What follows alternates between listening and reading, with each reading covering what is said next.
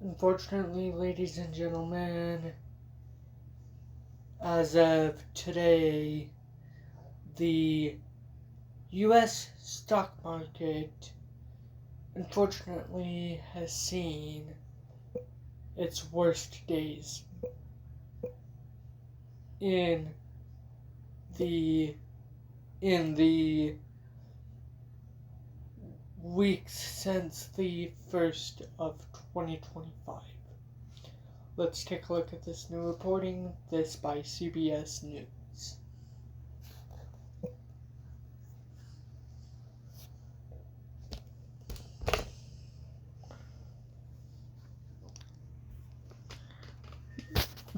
The article reads, Dow plunges more than 1,000 points. Nasdaq craters, as recession fears batter stocks.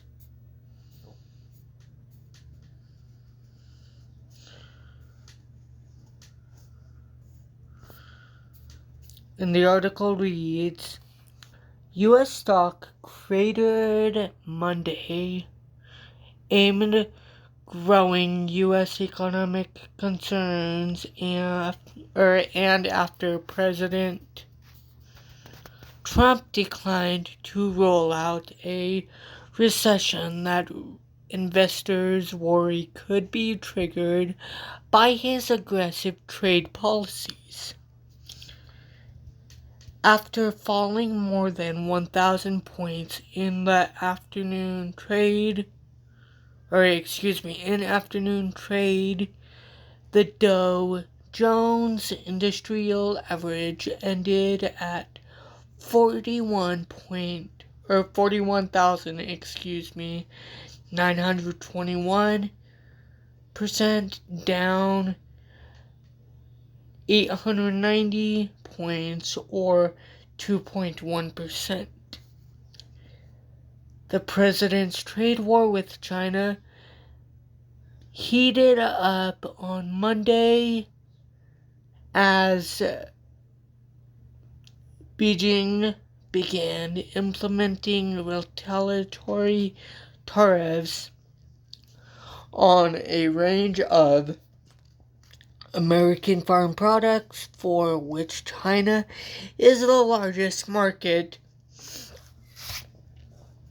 That includes a 15% levy on U.S. chicken, wheat, and corn, as well as a 10% tax on soybeans, pork, beef, and fruit.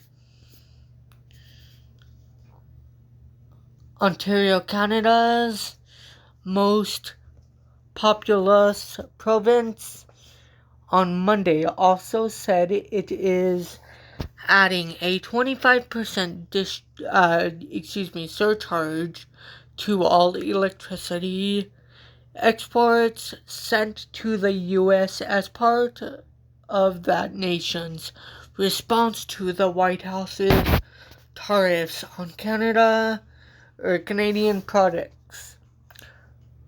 Stocks are back in the red as psychology deteriorates further and investors continue to aggressively de-risk,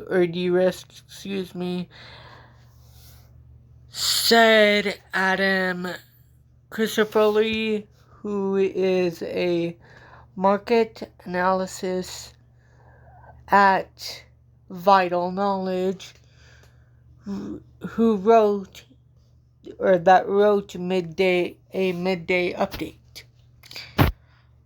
The drivers of the weakness are the same that have been weighing on sentiment since the middle of February. Concerns about slowing growth, a destructive pro-tariff agenda by Trump, coupled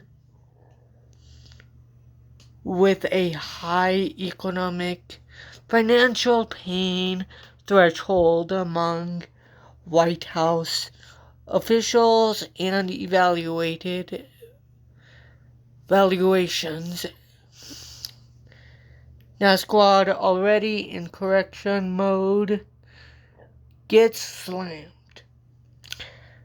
The S&P 500 slid 2.7% or 187 points to 5,615. Its worst day of the year. The S&P shed 3.1% last week. Its worst weekly performance since September. The tech-heavy Nasdaq was hit even harder, falling 728 points or 4% after entering a correction last week. Tesla shares plummeted more than 15%, and Alphabet,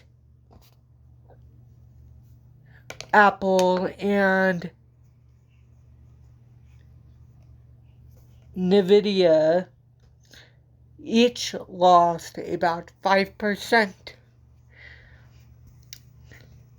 Wall Street's losses come a day after Mr. Trump declined to state whether he expects a recession this year, with the president telling Fox News in an interview broadcast on Sunday that, quote, "I have to predict things like that. There is a period of transition because what we are doing is very big." That said, Commerce Secretary Howard Lutnick told NBC's Meet the Press on Sunday that there is a reason to ready for a recession. Slowing growth.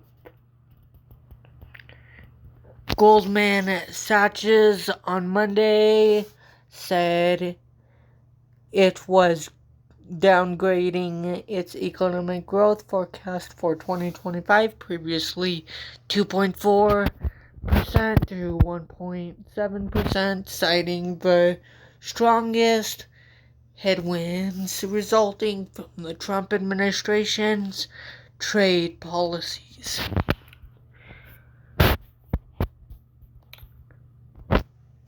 We now see the average U.S. tariff rate rising by 10% points this year, twice our previous forecast, and about 5 times the increase seen in the first Trump administration.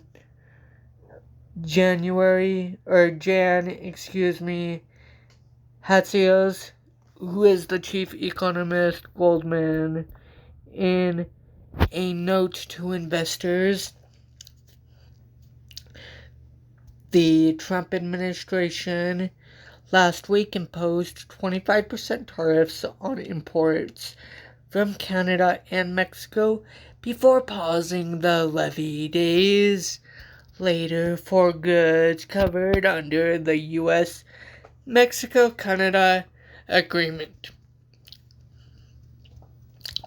The White House is sticking with its stance that tax cuts and tariffs revenue ahead will bolster the economy, which is hitting investors' sentiment with last week, marking the largest market rout since Mr. Trump was reelected 4 months ago.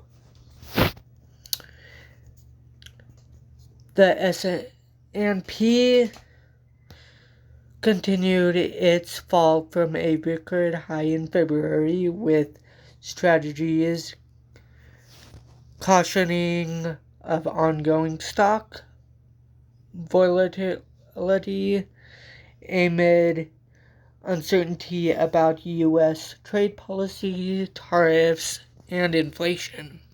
Some economists believe inflation is likely to rise this year, with economists at Morgan Stanley Research and Goldman Sachs' recent hiking forecasts. The risks, of higher inflation as a result of a broader tariff war have taken a back seat in the overall market view recently, as the risks of slower economic growth have shifted to the forefront. John Canavan stated, who is the lead U.S. analyst at Oxford Economics. The White House Agency of Cutting Taxes and Regulation is gearing towards bringing manufacturing and jobs back to the U.S., but the ultimate outcome of Mr. Trump's policies is far from clear. Many investors support the president's pro-growth business agenda, but the administration's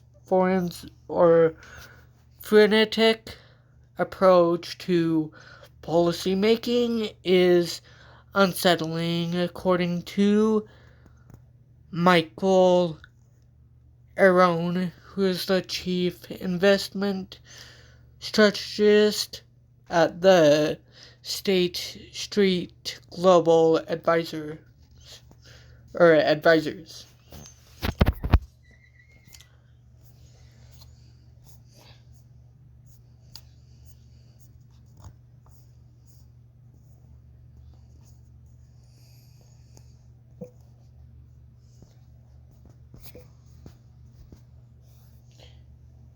Well, everyone, that is going to conclude it for today's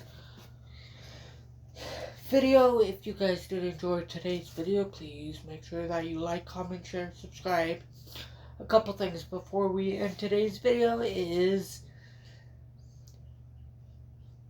if you never want to miss a brand new video from the channel, please make sure that you hit the bell icon that is right next to the subscribe button on the lower right hand side below the screen, and click the all icon. That way you never miss a brand new video. Do not click I would recommend not clicking the personalized icon. That way you guys don't get notified of some of the legal breaking analysis, reporting, and videos that come out onto the channel every day, usually once a day, usually 4 times a day, usually 3 times a day, usually 2 times a day. Another way you guys can stay up to date on when I have posted a brand new video is by following me on my social medias down below. That'll be linked along with the very important link to this news article by CBS. Lastly, please help me reach the channel goal of 120 plus subscribers. The reason why I'm saying 120 plus subscribers is because after we reach the goal and achieve the goal of 120 subscribers. We have more subscribers to reach after we reach the goal of 120